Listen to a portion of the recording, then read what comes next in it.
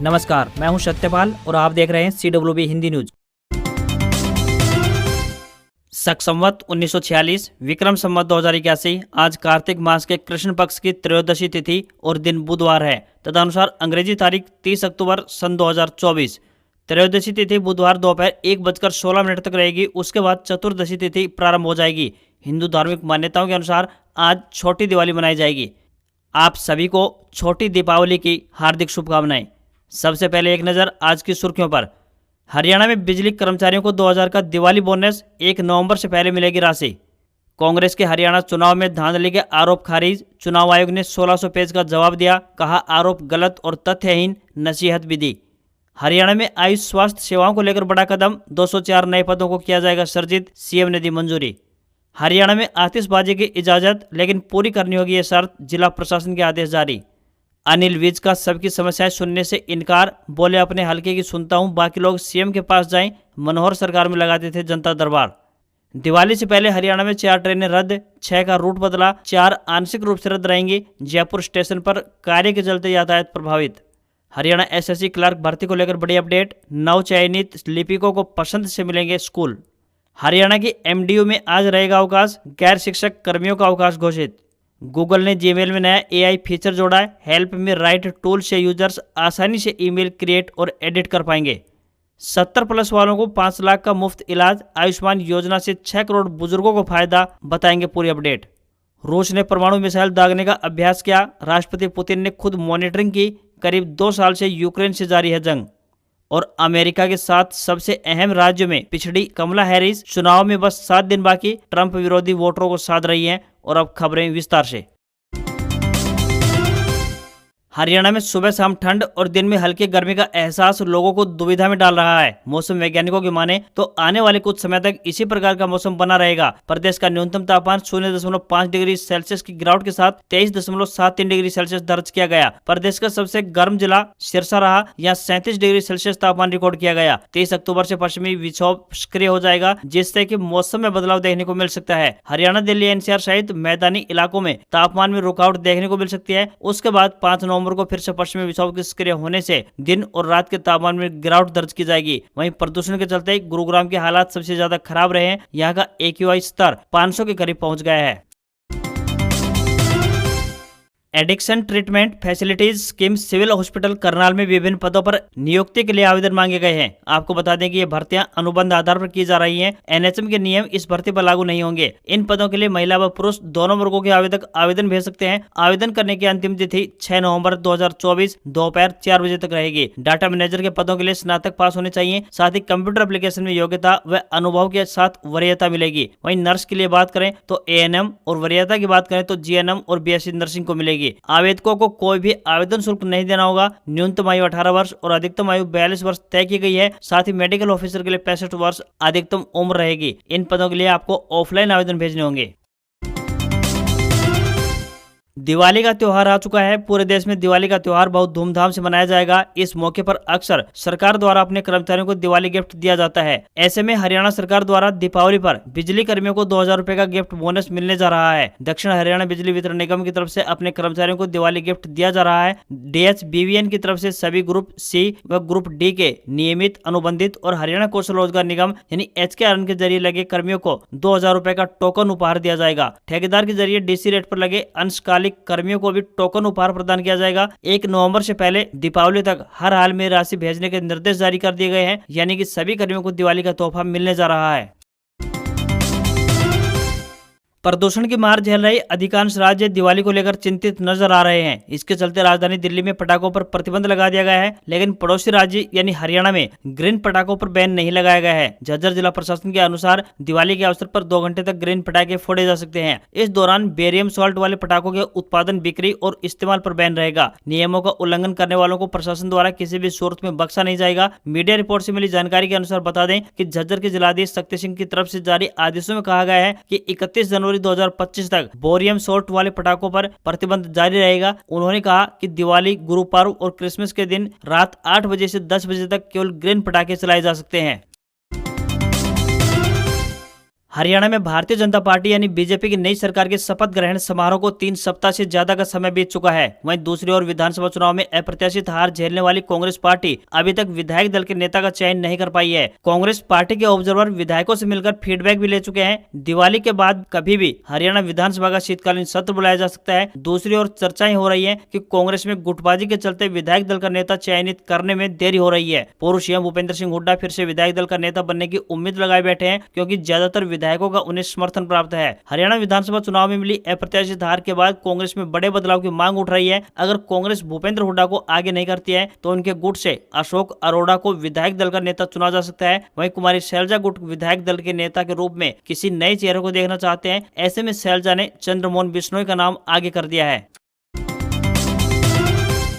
केंद्र की मोदी सरकार ने एक बार फिर चावल निर्यात नीति में बदलाव करते हुए हरियाणा के चावल निर्यातकों और धान उत्पादक किसानों को त्योहारी सीजन पर बड़ी खुशखबरी प्रदान की है। बता दें कि सरकार ने गैर बासमती चावल पर लगाए गए 10% निर्यात शुल्क को पूरी तरह से हटा दिया है, जिसका असर मंडियों में साफ साफ नजर आ रहा है। और एक ही दिन में पीआर धान यानी मोटा चावल के भाव में न्यूनतम समर्थन मूल्य यानी एमएसपी से 30 से 100 रुपए तक की तेजी दर्ज की गई है। सरकार द्वारा कॉमन धान का न्यूनतम समर्थन मूल्य 2300 रुपए प्रति क्विंटल तथा ग्रेड ए धान का समर्थन मूल्य 2320 रुपए प्रति क्विंटल तय किया गया है। हरियाणा का बासमती धान खासकर करनाल, कुरुक्षेत्र और कैथल जिले के चावल की विदेशों में सबसे ज्यादा डिमांड रहती है। अरबी देशों में इस चावल की सबसे अधिक खपत होती है। केंद्र सरकार के इस फैसले से सभी को फायदा पहुंचेगा। प्रधानमंत्री नरेंद्र मोदी ने दिवाली पर्व के अवसर पर हिंदुस्तान को बड़ी सौगात दी है। उन्होंने वर्चुअली माध्यम से 12,850 करोड़ रुपए की परियोजनाएं देश को समर्पित की हैं। इस कार्यक्रम में सीएम नायब सिंह सैनी भी वर्चुअली माध्यम से शामिल हुए। पीएम मोदी ने हरियाणा में बिना पर्ची बिना खर्ची युवाओं को सरकारी नौकरी देने पर नायब सैनी सरकार की जमकर प्रशंसा की। प्रधानमंत्री नरेंद्र मोदी ने हरियाणा को त्योहारी सीजन पर 2 बड़ी सौगात दी है। उन्होंने बल्लभगढ़ में एम्स के अंतर्गत व्यापक ग्रामीण स्वास्थ्य सेवा परियोजना यानी CRSHP का वर्चुअली उद्घाटन और ESIC मेडिकल कॉलेज के नए भवन का शिलान्यास किया। कॉलेज के डीन डॉक्टर AK पांडे ने बताया कि इस अस्पताल के बनने के बाद यह जिले का सबसे बड़ा सरकारी अस्पताल होगा। यह बेड की संख्या बढ़कर 1150 हो जाएगी। इस अस्पताल में kidney transplant, bone marrow transplant आदि स्वास्थ्य सेवाएं पहले से ही उपलब्ध हैं।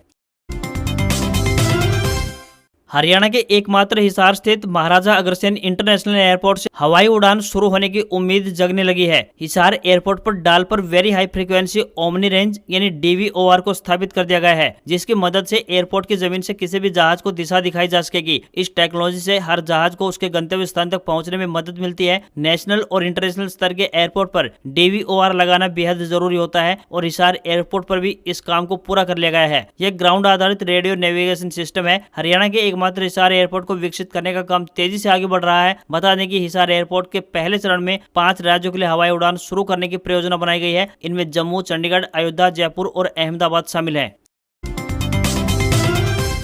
हरियाणा कर्मचारी चयन आयोग यानी HSSA की तरफ से हाल ही में ग्रुप C और ग्रुप D के 24,000 पदों पर परिणाम जारी किया गया। इन पदों में क्लर्क के पद भी शामिल थे। आयोग की तरफ से लगभग 6,000 पदों पर क्लर्कों की भर्ती की गई है, लेकिन ये नव चयनित लिपिक अपने विभागों से खुश नहीं है। ऐसा इसलिए क्योंकि हरियाणा SSC ने विभाग के अंग्रेजी अल्फाबेट और उम्मीदवार की मेरिट के अनुसार विभाग आवंटित कर दिए हैं। यह काम आयोग का नहीं था बल्कि हरियाणा सरकार का था। चूंकि विभाग आवंटित हो चुके हैं, इससे चयनित लिपिकों को 200 किलोमीटर दूर अपने घर से ज्वाइन करना पड़ा है। ऐसे में इन्होंने आग्रह किया है कि क्लर्क पदों के चयनित उम्मीदवारों को मेरिट अनुसार पोर्टल पर उनकी इच्छा मांगने के बाद विभाग दोबारा से आवंटित किए जाएं। हरियाणा में शिक्षा विभाग में नवचयनित लिपिकों को अपनी पसंद के स्कूलों में नियुक्ति दी जाएगी। इसके लिए सभी 1178 लिपिकों से ऑनलाइन काउंसलिंग पोर्टल पर प्राथमिकताएं मांगी जा चुकी है। नियुक्ति के लिए मेरिट में विवाहितों को अतिरिक्त अंक भी उपलब्ध करवाए जाएंगे। त्योहारी सीजन पर रेल यात्रियों के लिए एक परेशानी भरी खबर सामने आ रही है। बता दें कि भारतीय रेलवे ने हरियाणा के रास्ते संचालित होने वाली 4 ट्रेनों को रद्द कर दिया है। ये ट्रेनें 29 नवंबर से अगले साल 13 जनवरी तक रद्द रहेंगी। 4 ट्रेनों को आंशिक रूप से रद्द करने का फैसला लिया गया है। इसके अलावा 6 ट्रेनें रूट डाइवर्ट से संचालित होंगी। इनमें से ज्यादातर ट्रेनें रेवाड़ी जंक्शन होकर संचालित हो रही है। दीपावली और छठ पर्व पर घर जाने वाले यात्रियों को इन ट्रेनों के रद्द होने से परेशानी झेलनी पड़ सकती है। भटिंडा जयपुर ट्रेन, मदार रेवाड़ी ट्रेन, हिसार जयपुर व जयपुर भटिंडा 13 जनवरी तक रद्द रहेंगी। कैप्टन शशि किरण, मुख्य जनसंपर्क अधिकारी, उत्तर रेलवे ने बताया कि जयपुर रेलवे स्टेशन पर पुनर्विकास कार्य चल रहा है। इस दौरान प्लेटफॉर्म नंबर 2 और 3 पर एयर कॉन्कोर्स निर्माण कार्य के चलते रेल यातायात प्रभावित रहेगा। हरियाणा में आयुष स्वास्थ्य सेवाओं तक जनता की आसान पहुंच सुनिश्चित करने तथा होम्योपैथी एवं यूनानी स्वास्थ्य देखभाल सेवाओं को बढ़ावा देने के लिए सरकार ने नवसर्जित आयुर्वेदिक मेडिकल ऑफिसर यानी AAMO के 1085 पदों में से 204 पदों को पुनः नामित करने का निर्णय लिया है। इनमें 120 पदों को होम्योपैथिक चिकित्सा अधिकारी यानी HMO तथा 84 पदों को यूनानी चिकित्सा अधिकारी यानी UMO के रूप में पुनः नामित किया जाएगा। मुख्यमंत्री श्री नायब सिंह सैनी ने इस संबंध में प्रशासनिक स्वीकृति प्रदान कर दी है। इनकी नियुक्ति होने से आयुष सेवाओं की बढ़ती मांग को पूरा करने के लिए स्वास्थ्य सेवा सुविधाओं के प्राथमिक स्तर पर पर्याप्त कार्यबल उपलब्ध हो सकेंगे। इसलिए जनहित में आयुष स्वास्थ्य प्रणाली तक व्यापक पहुंच सुनिश्चित करते हुए पदों को पुनः नामित किया गया है। चुनाव आयोग यानी इलेक्शन कमीशन ने मंगलवार को कांग्रेस के हरियाणा विधानसभा चुनाव में धांधली के आरोपों को खारिज कर दिया। इलेक्शन कमीशन ने 1600 पेज के जवाब में आरोपों को निराधार, गलत और तथ्यहीन बताया। आयोग ने कहा कि मतदान और मतगणना जैसे संवेदनशील समय के दौरान गैर जिम्मेदाराना आरोप लगाने से अशांति और अराजकता पैदा हो सकती है। आयोग ने पिछले 1 साल में 5 मामलों का हवाला देते हुए कांग्रेस पार्टी को नसीहत दी और कहा कि आरोप लगाने में सावधानी बरतें और बिना किसी सबूत के इलेक्टोरल ऑपरेशन पर आदतन हमला करने से बचें। कांग्रेस ने हरियाणा चुनाव में ईवीएम की गड़बड़ी का दावा करते हुए चुनाव आयोग से 13 अक्टूबर को शिकायत की थी।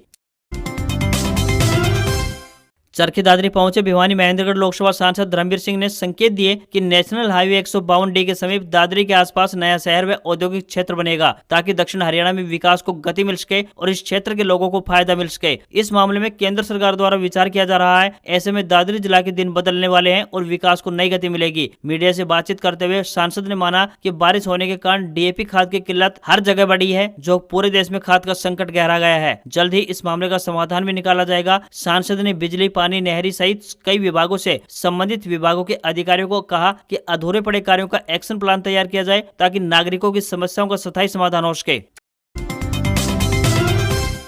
प्रधानमंत्री नरेंद्र मोदी ने मंगलवार को धनतेरस और 9वें आयुर्वेद दिवस पर 70 साल और उससे ज्यादा उम्र के लोगों के लिए 5 लाख रुपए का मुफ्त इलाज की सुविधा लॉन्च की। इसके तहत देश के 6 करोड़ बुजुर्गों को फायदा मिलेगा। दरअसल केंद्र सरकार ने आयुष्मान भारत प्रधानमंत्री जन आरोग्य योजना यानी PMJAY को विस्तार दिया और इसमें बुजुर्गों को शामिल किया है। पीएम ने कहा, मैं दिल्ली और बंगाल के 70 साल के ऊपर के बुजुर्गों से क्षमा मांगता हूँ कि उनकी सेवा नहीं कर पाऊंगा। आपको कष्ट होगा लेकिन मैं मदद नहीं कर पाऊंगा, कारण दिल्ली और बंगाल की सरकार इस योजना से नहीं जुड़ रही है। चुनाव के समय मैंने गारंटी दी थी कि तीसरे कार्यकाल में 70 वर्ष से ऊपर के सभी बुजुर्गों को इस योजना के दायरे में लाया जाएगा। आज धन्वंतरी जयंती पर यह गारंटी पूरी हो रही है। अब 70 साल से ज्यादा उम्र के हर बुजुर्ग को अस्पताल में मुफ्त यानी फ्री इलाज मिलेगा। ऐसे बुजुर्गों को आयुष्मान वय वंदना कार्ड दिया जाएगा। ये ऐसी योजना है जिसमें आय की कोई पाबंदी नहीं है, हर कोई लाभार्थी बन सकता है।